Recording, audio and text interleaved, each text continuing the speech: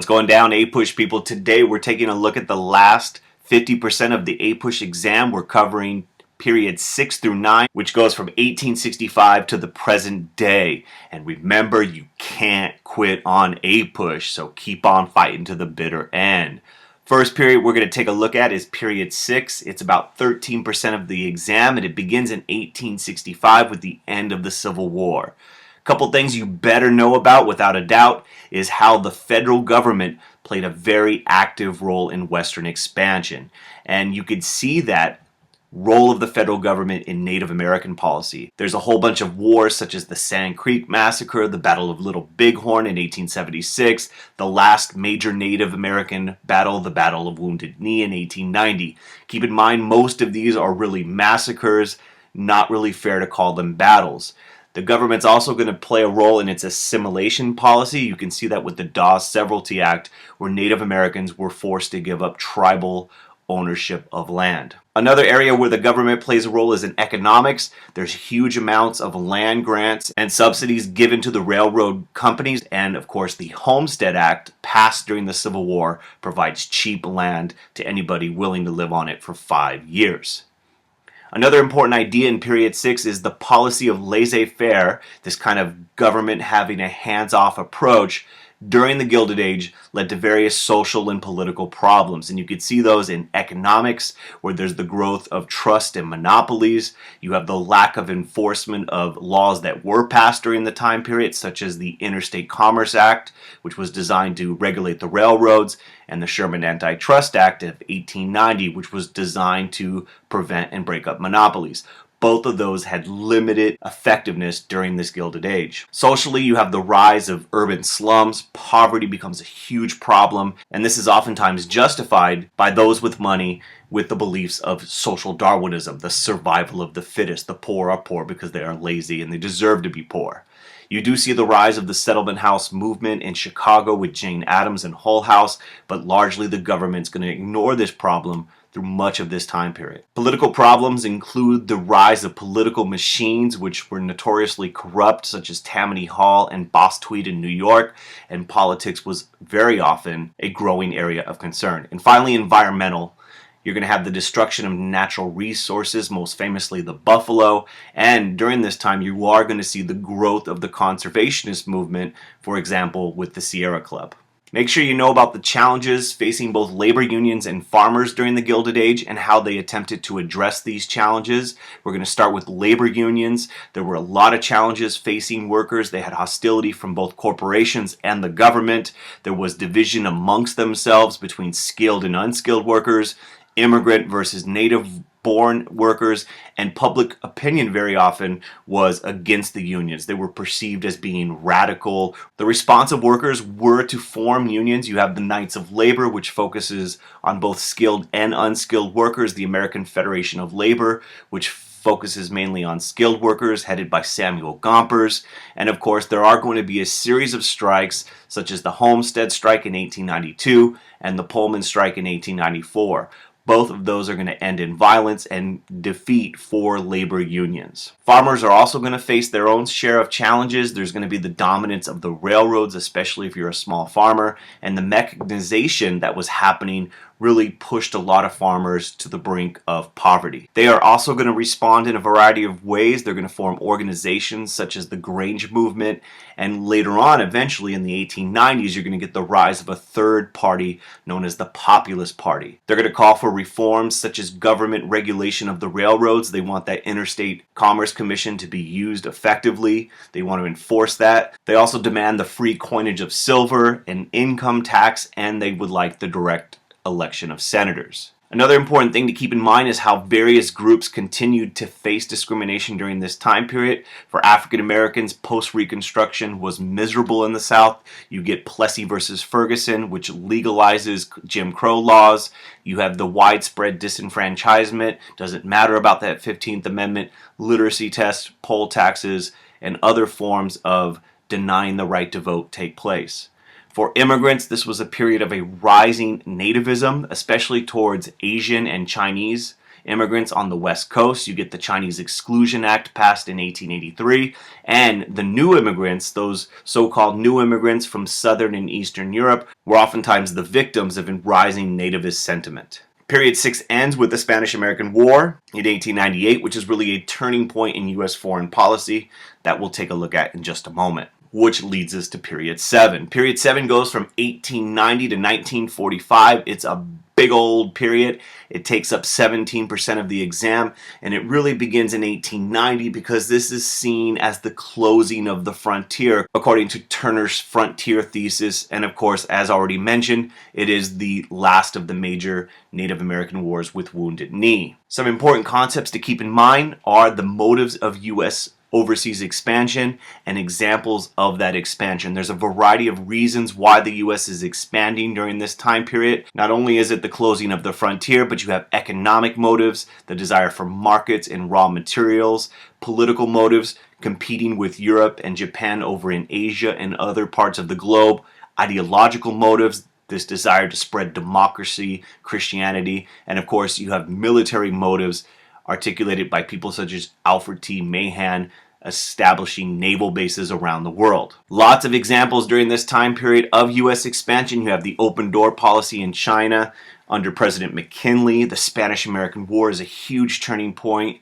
where the U.S. acquires not only Cuba, but Puerto Rico, Guam, and the Philippines. This leads to a brutal war between the U.S. and the Philippines, a very controversial war where anti-imperialists condemn U.S. foreign policy in the Philippines. You have the annexation of Hawaii also under McKinley, and the Panama Canal being built under Theodore Roosevelt's rule. Another important concept in period 7 is the ways that the progressive movement sought to use the power of the government to improve society. There is a rejection of the laissez-faire approach of the Gilded Age. You see this in economics with trust busting. Roosevelt, Taft, and Wilson are all going to use the power of the Sherman Antitrust Act and other laws to break up powerful monopolies. You get the passage of the Meat Inspection Act, the Pure Food and Drug Act, all designed to protect the nation's food and medicine, and the Hepburn Act, which is passed to strengthen the Interstate Commerce Commission. The progressives also focus on political reforms, really the effort to expand democracy. You can see this really with the Wisconsin idea, Robert Lafayette, with his reforms such as the recall referendum and initiative. These reforms spread across the country, and eventually you get the 17th Amendment, something that the Populist Party was calling for earlier in the decade, which allows for the direct election of senators. Don't forget, women are also playing a huge role in the progressive movement, and they're fighting for various reforms, but also for the 19th Amendment, which will be achieved at the end of World War I. And there were also various social reforms amongst some progressives, such as advocates of temperance eventually will get a victory with the 18th Amendment, starting prohibition, and child labor laws would be advocated by people such as Lewis Hines. No understanding of period 7 would be complete without knowing why the U.S. eventually went from neutrality to fighting in World War I, and how Woodrow Wilson played a key role in the peace process. So how do we get mixed up in this war? Well, the sinking of neutral ships such as the Lusitania, the news of the Zimmerman telegram, and Wilson's own idealism. He wanted to make the world safe for democracy, the war to end all wars, all contribute to U.S. decision to enter World War I. In the post-war period, Wilson's going to play a key role. He's going to articulate a vision in his 14 points, which is largely rejected by the other Allied powers. He does get them to agree to the League of Nations, but his vision for the U.S. involvement in the League of Nations is rejected by the U.S. Senate. Make sure you know about the debate regarding the League of Nations. World War I also had an impact on the home front. You should know a couple of examples, so let me give them to you. The Sedition Act greatly restricted civil liberties, and it is upheld by the Schenck case. There's a great migration of African Americans to the North looking for economic opportunities, also trying to get the heck out of that Jim Crow South, which causes increased racial tensions in northern cities. And really important, you see support increasing for the 18th and 19th Amendments as a result of World War I. Make sure you know how the Roaring Twenties was not only a decade of economic prosperity, but it was also a time of increased tension in American society. It's not just flappers and all that good stuff and jazz music. Some examples of tensions: you get the Red Scare Palmer raids to start off the decade, this fear of a communist revolution in the United States. You have the Quota Acts, which are passed, the Immigration Quota Act of 1924. In particular, these are designed to keep out those so-called new immigrants. The Sacco and Vanzetti trial reveals the nativism and the anti-radical feelings of the 20s. The Scopes trial reveals the tension between fundamentalists and more secular thinking. And prohibition causes tension between rural and urban areas, religious and non-religious. You also have the increased racial tensions as a result of African Americans moving to northern cities, but you have events such as the Harlem Renaissance instilling a new sense of racial pride. And finally, you get a group of authors who are condemning the conformity and feeling a bit disillusioned in this post-war era. So know about these tensions that are right there below the surface throughout the 1920s. A big moment is the Great Depression, and you should definitely pay attention to the ways the New Deal responded to the problems of the Great Depression under Franklin Roosevelt and changed the role of the federal government by creating programs intended to provide relief, recovery, and reform.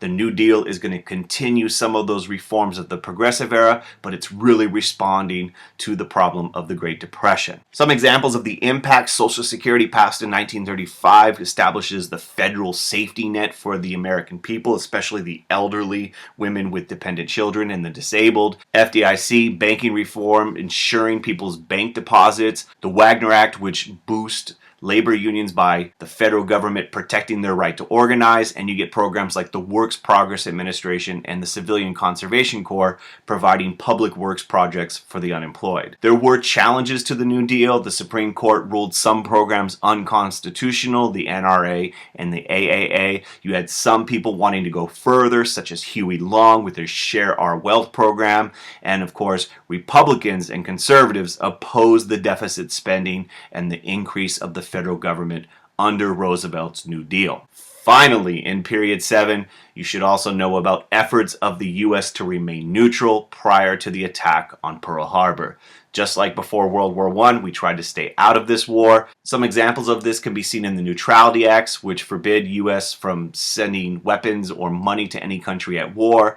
The America First Committee wanted Roosevelt to stay out of war, kept a lot of pressure on him, limiting his help for the Allies, cash carry, and of course, Lend-Lease Act. World War II is going to have a huge impact on the home front, both good and bad. The Great Depression ends as a result of the mass mobilization of the economy for the war effort. The New Deal helps lessen the impact of the Depression, but it is World War II which will actually end it. People of Mexican descent are going to have different experiences. You're going to have the Bracero program, which is going to allow them to come in and work largely in agriculture, but you're going to see increased racial tension in places like Los Angeles during the Zoot Suit riots. For Japanese Americans, they're going to suffer the ultimate injustice during World War II when Executive Order 9066 forcibly puts Japanese people and people of Japanese descent into an internment camps throughout the West Coast. This is upheld by the Fred Korematsu Supreme Court case as necessary for national security. African Americans have new opportunities in war factories,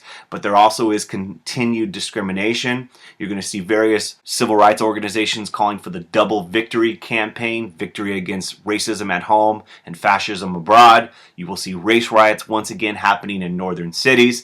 And as a result of threats by A. Philip Randolph, Executive Order 8802 is going to be passed and signed by Franklin Roosevelt, banning discrimination in defense work. You're also going to see the growth of new civil rights organizations such as the Congress of Racial Equality continuing to put pressure on American society. And finally, in period 7, you should know the reasons why the Allies defeated the Axis power. And it's really the military and political cooperation of Churchill, Roosevelt, and Stalin, the big three, U.S. war production, and new technologies such as sonar, and of course the big one under the Manhattan Project, the atomic bomb. Period 7 ends with the end of World War II in 1945, and this is a major turning point in American history because we emerge from the war as a major superpower. I think it's appropriate at this time to celebrate. We are back-to-back World War champs, and that leads us to period 8,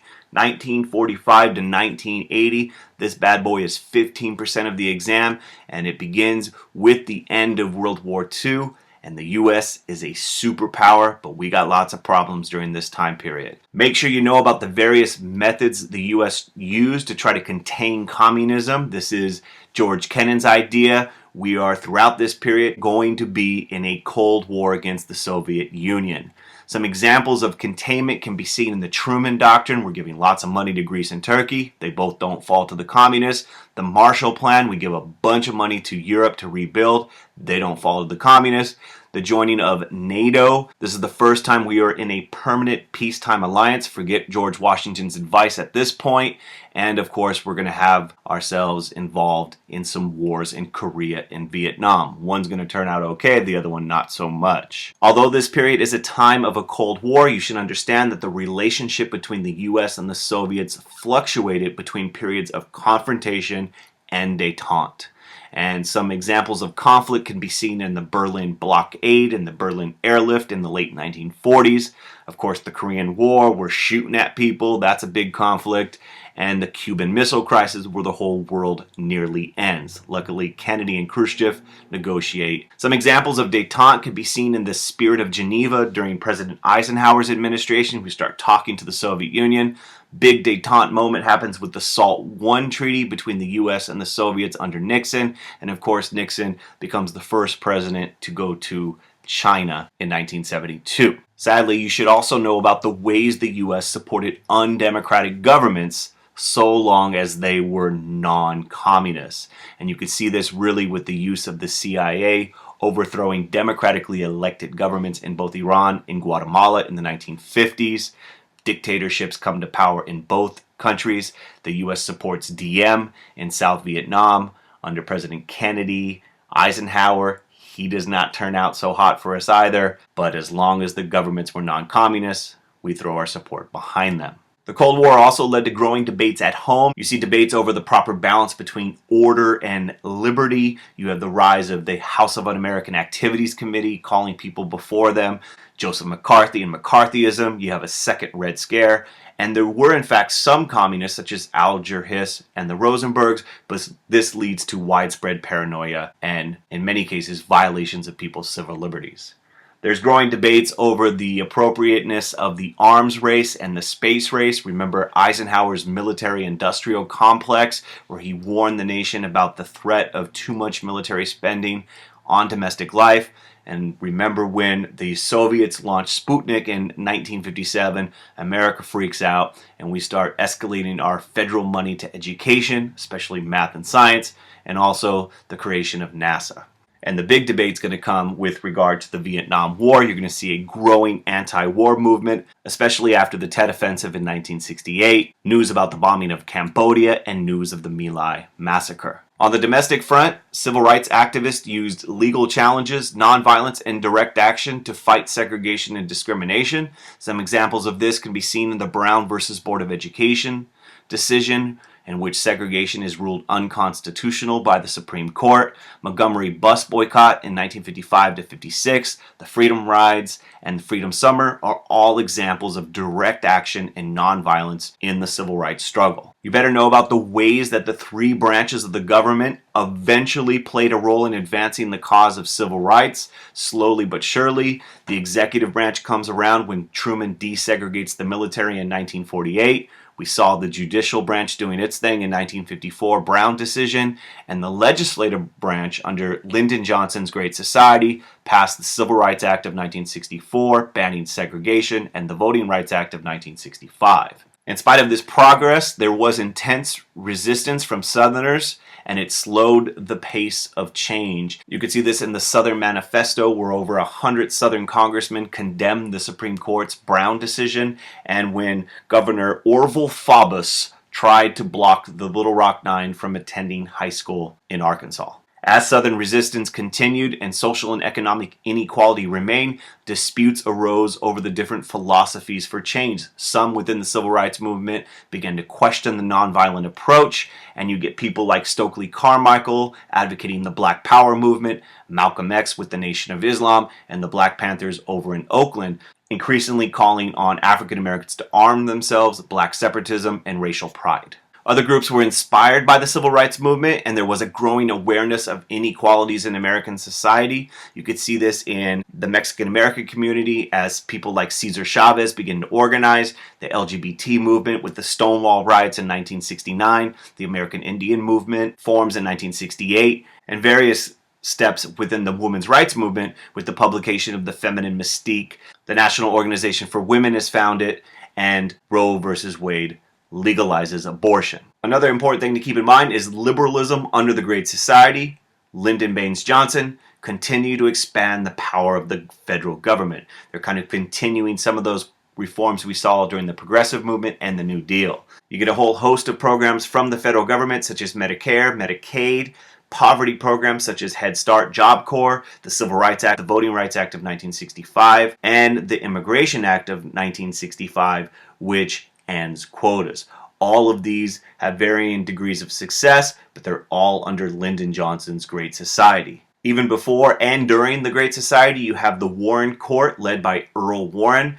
Those decisions expanded democracy and individual freedoms. So you get some key court cases such as Griswold versus Connecticut, which legalizes birth control, Miranda versus Arizona, which provides protection for individuals accused of a crime. So if you're ever arrested, make sure they read you your Miranda rights. Make sure you also know how the Great Society, the Warren Court decisions, and growing counterculture movements such as the hippies and the sexual revolution led to a resurgence of a conservative movement. You see Barry Goldwater run in 1964 against Johnson. He loses, but he kind of really sparks this conservative movement. Nixon gets elected in 1968, and of course the big daddy of the conservative movement, Ronald Reagan, gets elected in 1980, and that's exactly where period 8 ends, the election of Ronald Reagan. Which leads us to our last period, period 9. It goes from 1980 with the election of Ronald Reagan, the rise of conservatism,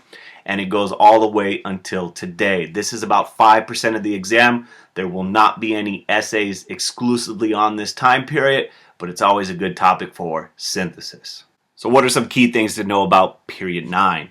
You should know about the reasons for the rise of the conservative movement. Belief in social and moral decay contributes to the rise of religious fundamentalists. They really mobilize around the issue of abortion and eventually gay marriage.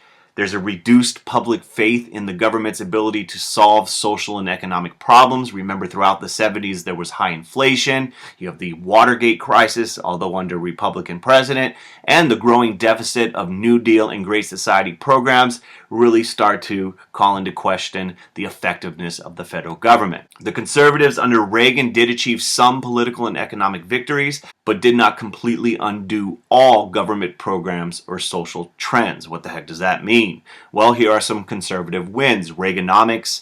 Reagan did manage to reduce taxes, especially on the wealthy. This is part of his trickle-down theory of economics, and there was the deregulation of some industries. However, the size of the government grew under Reagan as programs that were very popular, such as Social Security and Medicare, continued to expand, and abortion continued to be legal in spite of many Christian fundamentalists wanting to ban it. Another key part of this period is knowing about the rhetoric versus the reality of President Reagan's foreign policy. In terms of his rhetoric, Reagan was a hardcore anti-communist. He called the Soviets the evil empire. He rejected the policy of détente, and there was a mass increase in defense spending under Reagan. Remember the Star Wars proposal. The reality was Reagan was homies with President Gorbachev, and this friendship eventually led to arms control agreements and the eventual end of the Soviet Union and thus the Cold War. In spite of the end of the Cold War, it's important to know that the post-Cold War world led to new challenges for U.S. foreign policymakers. On 9/11, you had the horrible terrorist attacks, and this leads to a widespread war on terrorism, which eventually leads to the war in Afghanistan. Under the Bush Doctrine, there was a preemptive strike against Iraq due to concerns over support for terrorism and the supposed program of weapons of mass destruction under Saddam Hussein. Both those things didn't turn out very well. And with the war on terror, concerns over violations of civil liberties due to legislation such as the Patriot Act and government surveillance. And finally, make sure you know about the changes to American society since the 1970s. You have changing demographics as increasing numbers of people come from Latin America and Asia. Remember, the Immigration Act of 1965 opens up the gates to lots of new people. We're still debating this issue. Immigration reform, anybody? Continued debate over the role of the federal government. You have the healthcare law, Social Security spending, and government surveillance. It's important to note the loss of manufacturing jobs overseas, and with that, rising income inequality in the United States. You had the Occupy Wall Street movement bringing attention to this issue, and rising concerns about climate change, global warming, our energy policy, and oil consumption. And this is really a throwback to all the periods from John Muir's Sierra Club to TR's conservation efforts during the progressive movement to Rachel Carson's Silent Spring in the 1960s, which exposed the problem of pesticides, to the passage of the Clean Air Act under the Great Society, and the creation of the Environmental Protection Agency in 1970 under Nixon. And wherever you are in the world, Period 9 ends with the present, which is the day of your APUSH exam. If you want to get some more information about any of these topics, check out review videos we have in the description. We got a ton of them. And if the video helped you out, make sure you click like and you subscribe if you haven't already done so. Tell all your friends about the channel and post a comment answering this question. Which person in American history would you most like to go chill with for a week? Think about it and post it. Peace.